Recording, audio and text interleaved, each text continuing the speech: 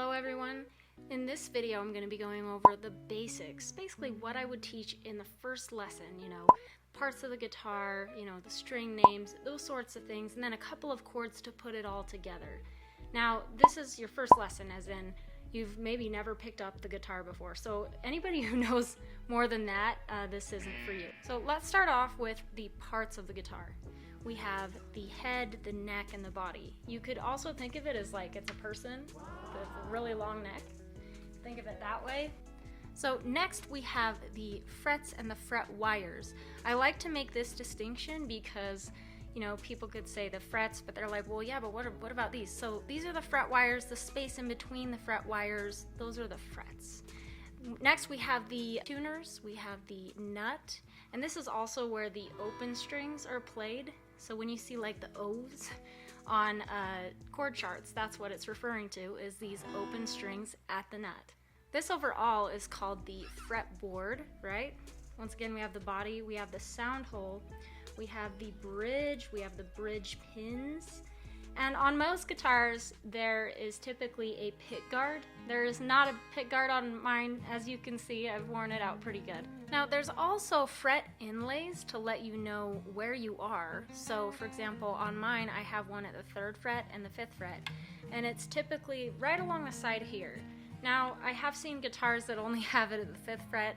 I've also seen some that are kind of really crappy guitars that have none. So it's really just depends on what guitar you buy. So now that we've run through all of that, I like to have students go and review all of those parts once again and just repeat them back. So if you want to pause this, you can do that.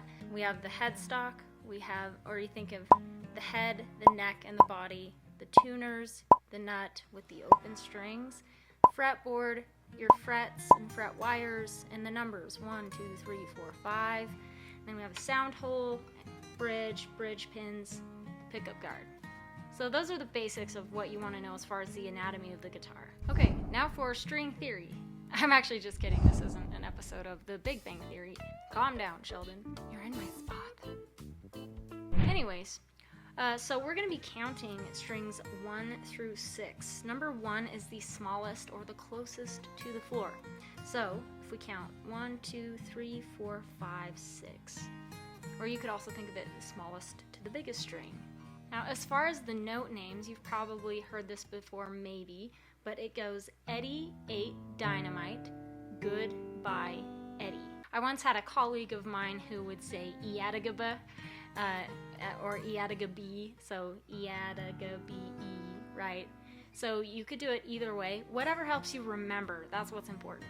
Now another set of numbers I want to talk about is with the left hand. Now we're going to count number 1. So this is our first finger. First finger, second finger, third finger, fourth finger. Now I want you to think of assigning each of these maybe to the first 4 frets. So what you have is you have first finger, first fret, second finger, second fret, third finger, third fret, fourth finger, fourth fret.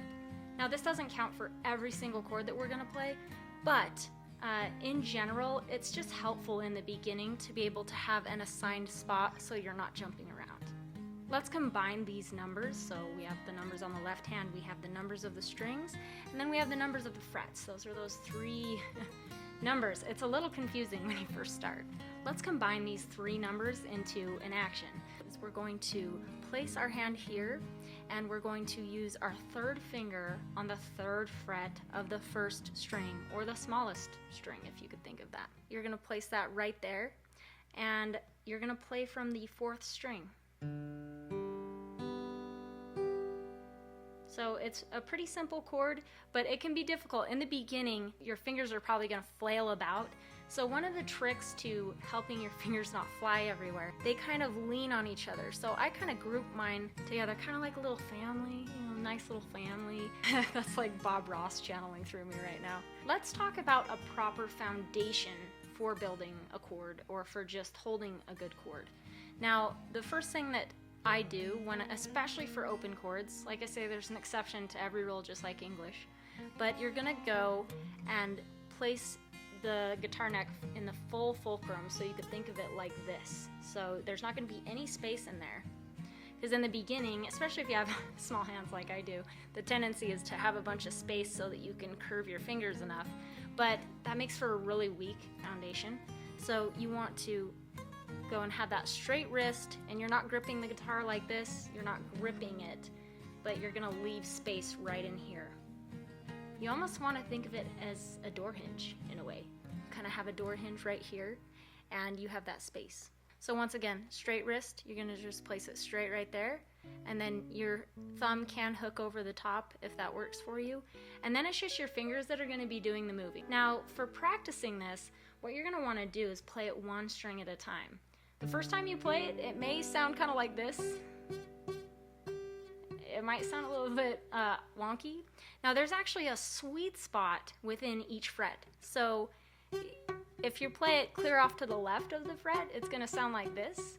If you play it in the middle, it'll still sound a little bit but if you play it off to the right or just behind the next fret, the next fret wire, it's going to sound clear like this. So that's the sweet spot, and you always want to hit that as much as possible when you're playing any chords. So, and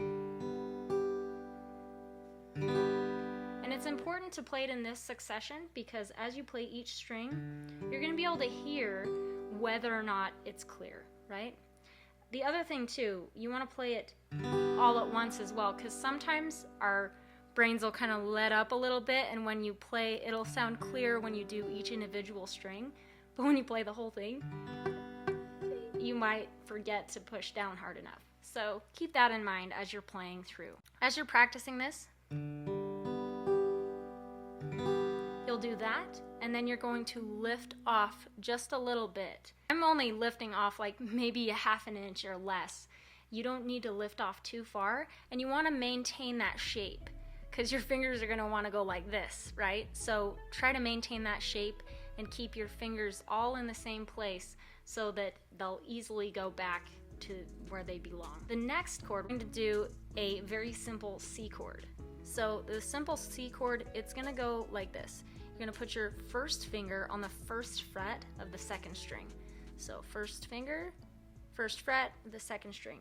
So you're going to have an open third string, and then you have an open first string. Chances are you may have a few struggles with this in the beginning, especially if you're too far off this way. It's going to sound really bad. Or, you know, you may end up with a dead string. Now, if that's happening, what you're going to want to do is angle your finger up just a little bit. I heard it from a violinist. You don't want to collapse backwards like this. You want to have tabletop fingers. That's your C chord. Now, you're going to practice it exactly the same as the G chord. It's going to be, and then you're going to play the whole thing together, and you can lift it off just a little bit, then put it back down.